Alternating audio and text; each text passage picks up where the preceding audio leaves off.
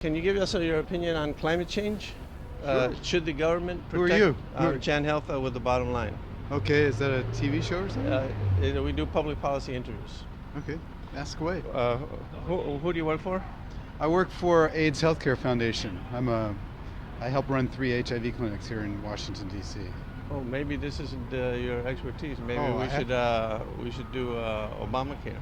Oh, I have opinion on climate, Obamacare. Oh, okay. What do you want to ask me? Climate change. Yeah. So should the government protect us against climate change?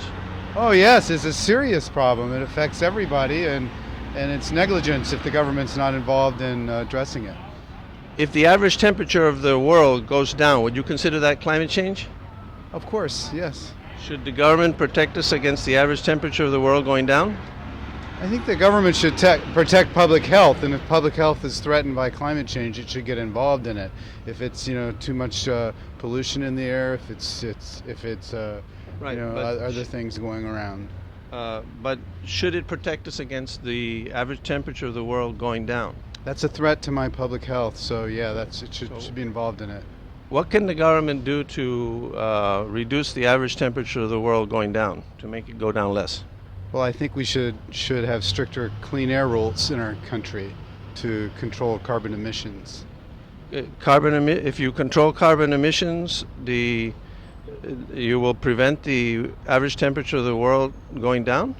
I'm not a scientist, sir, but I do know that if you have more carbon dioxide going in the air, it threatens the outer sphere of the globe that protects us from the temperature going up and down. But I've lived in different countries. Yeah. I've seen what climate does. But the idea is that there's too much carbon dioxide, and that's increasing the temperature. But I asked you about reducing the temperature.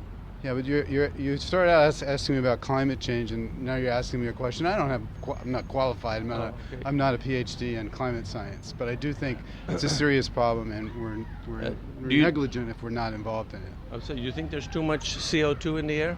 Sir, I think we got to stop the conversation. I don't know. I'm not qualified to know if there's too much CO2 in the air. Do you know? Oh, yeah, I do. Okay. Then I know what. Why are you asking me the question? Well, because you think that there's too much CO2 in the atmosphere. I think. If you don't know how much CO2 is in the atmosphere, why do you think there's too much?